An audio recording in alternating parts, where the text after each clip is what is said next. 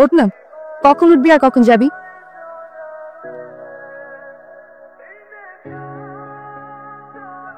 তুই সিগারেট খাবি না আমার সামনে। সিগারেট কি ভালো ছেলেরা খায়?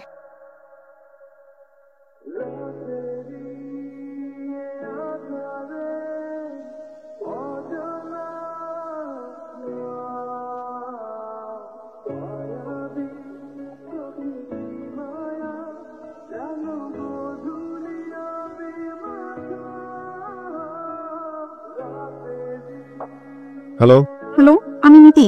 আপনার কি আরো দেরি হবে? আপনি আবার খাবার অর্ডার করুন, আমি আসছি। Sorry for late. আচ্ছা ঠিক আছে। এটা আমি আহকামুল ইসলাম অর্ণব। যে মেয়েটা একটু আগে আমাকে ফোন দিল তার সাথে পরশু আমার এঙ্গেজমেন্ট, অথচ মেয়েটার সাথে এই প্রথমবারের মতো আমি দেখা করতে যাচ্ছি। নৌকাডুবি উপন্যাসের মতো শোনালেও বিষয়টা আমার ক্ষেত্রে পার্সিয়ালি সত্যি। বসবো? জি নীতি, জি, আমি খাবার অর্ডার করে দিয়েছি। আসলে আমি সরি।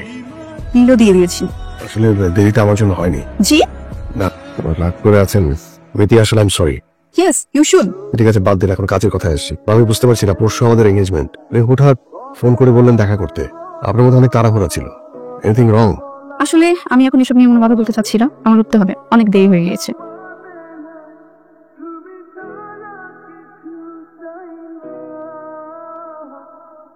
আমি যে টেবিলে বসাছিলাম ওখানে একটা কাগজ ভাঁজ করে রাখা আছে। জি হ্যাঁ, পেয়েছি। একটু ফিল আপ করে পাঠিয়ে দিবেন। এটার মধ্যে কি আছে? হ্যাঁ, প্রিয় প্রিয় যেসব জানতে ইচ্ছে করেছিলাম সেগুলো বসে বসে লিখেছি। আচ্ছা রাখি, মনে থাকতে। কি অদ্ভুত। কি হোক, মেয়ে পছন্দ হয়েছে? দেখতে তো বেশ কিউট। বল না কেমন লেগেছে? জানি না। তোকে 100 বার বলেছি তাড়াতাড়ি ঘুম থেকে ওঠ। আরে ধর, ওই মেয়েটিকে যদি তুই বিয়ে করিস তোর লাইফের সব থেকে বড় ড্রিমটা পূরণ করতে পারবি। আর ওর ফ্যামিলি টাকা প্রোভাইড করছে, তোর প্যারিসে যাওয়ার যে স্বপ্নটা ছিল ওটা এটা গতি হবে। আমার সবচেয়ে বড় স্বপ্নটা আগেও তুই ছিলি, এখনো আছিস। জেনে আর কি লাভ হবে? তুই তো আর আমাকে বিয়ে করছিস না। অনন্যা, এই পুরো পৃথিবীটাতে আমার কেউ নেই। মা নেই, বাবা নেই, বেঁচে থাকার অগণিত কারণও নেই। শুধু একটা কারণ আছে, আর সেটা তুই।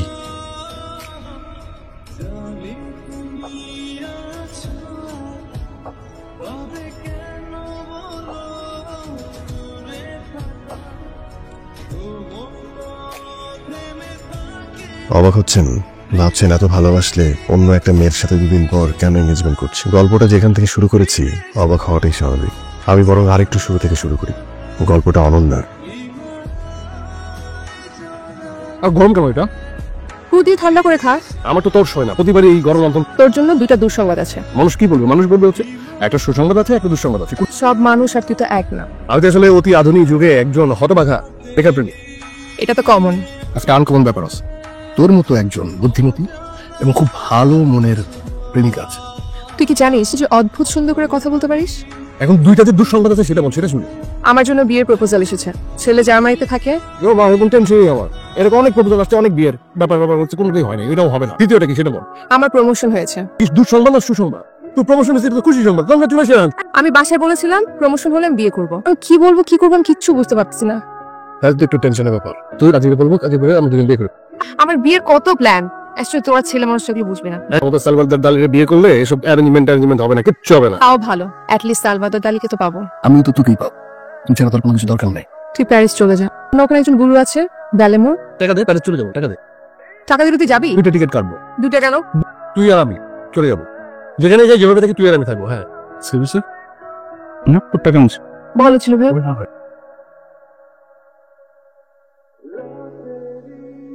কি করলি? চল। আমি যাবো না তোর সাথে। তুই সিগারেট ফেলে দিলি কেন? তুই সিগারেট খাবি কেন? সিগারেট কি ভালো ছেলেরা খায়? আমি একটা সিগারেট খাই সারাদিনে। আমি এত তাড়াতাড়ি বিধবা হতে চাই না। আমি সিগারেট খেলে রাতারাতি মরে যাবো? মরে যাবে দিলে দিলে। সিগারেট খায় মরবো না। আমার সাথে যদি ওই ঘটনাটা ঘটে তাহলে আমি মরে যাবো। কিসের ঘটনা? আমি তোকে আমার অর্ধাঙ্গিনী হিসেবে না পাই, যদি আমার এই জন্মে আমি তোকে আমি করে না পাই, আমি মরে যাবো। এসব ড্রামা বন্ধ করো, রিকশা উঠো। কাল রাফিদ দেশে আসতেছে। ভাই আমি এই বিষয়ে কথা বলতে চাই না। আমার অনেকদিন ধরে একটা রিলেশন আছে, আর আমি ওকে ছাড়া কিছুই ভাবতে পারছি না। কি করে ও? ও চারুকলা থেকে পাশ করেছে।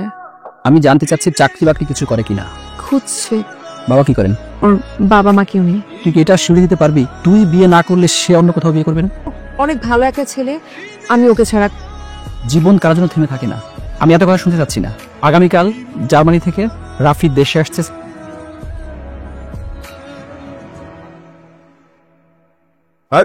দূরে টান দিতে পারলাম না, কি সমস্যা কি? অর্ডার দে। কালকে রেস্টুরেন্টের বিষয়টা না আমি মানতে পারলাম না, বাড়াবাড়ি হয়ে গেছে। আমি কেন এরকম করলাম? প্রায় তো আমিই দিই, এই জন্য তোকে দিয়ে দাঁড়ালাম। কিন্তু আসলে কি আমি দিলাম? বিয়ের পরে আমি সব সুদে আসলে আদায় করে নিব। তো এখনই তোর কাছ থেকে আমার অনেক কিছু বুঝে নিতে হবে। বল কি চাস? তোর ওই টিপটা হাত দিয়ে ছুঁয়ে দেখতে চাই। ব্যাপারটা আমি জানতাম না। হাত বাড়িয়ে ছুঁই না তোকে, মন বাড়িয়ে ছুঁই। টিস্যু আছে? কি আল্লাহ মরে যাচ্ছে। আল্লাহ, ঝাল তো কমতেছে না। এত জানতে কেন রে? আমি বলছি ঝাল দিতে। কত? তো এত তো জাল না। অনেক ঝাল, আমার ঝাল লাগতেছে। ছাড়ি দিছি। কই তোর এই চোখে পানি দেখলে আমার মেজাজটা গরম হয়ে যায়। তোর কষ্ট হয় আমার চোখের পানি দেখলে? হ্যাঁ, কষ্ট লাগে। দেখ হাসছি।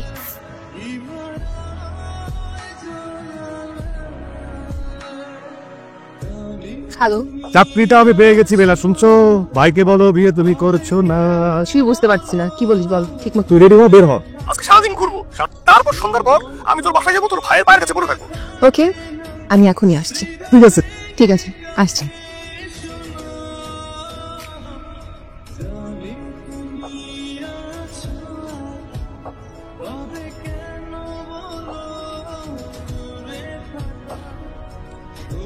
বাসা থেকে মাত্র বের হলাম, আমি একেবারে চলে আসছি।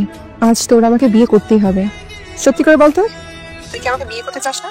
খুবই ফানি কথা, খুব হাসাচ্ছিস কিন্তু। আমি এখানে আমি তোর সঙ্গে 1000 বছর আমার এই জীবনটা কাটাতে চাই। হ্যালো,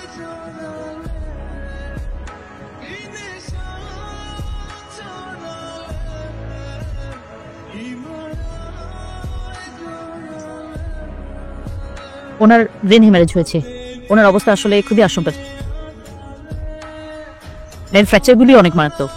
ওনার আইসাইটটা বোধহয় আমরা আর বাঁচাতে পারবো না। উনি কোনোদিন আর চোখে দেখতেন না। প্লিজ যতটুকু পারেন।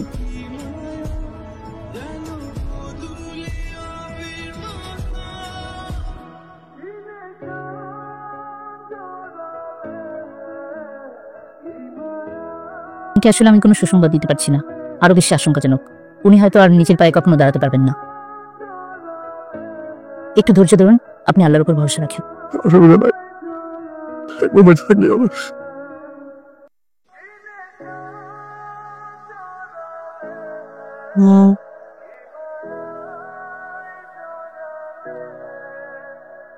আমরা আমাদের সর্বোচ্চ চেষ্টা করেছি।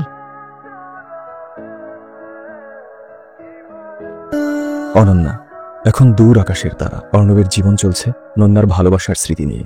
অর্ণবের একটাই চাওয়া, ওপারেও ভালো থাকুক তার ভালোবাসা। এই ফোনে কথা বলতে বলতে আর কেউ যেন তার ভালোবাসার মানুষকে এরকম অসহায় করে চলে না যায়।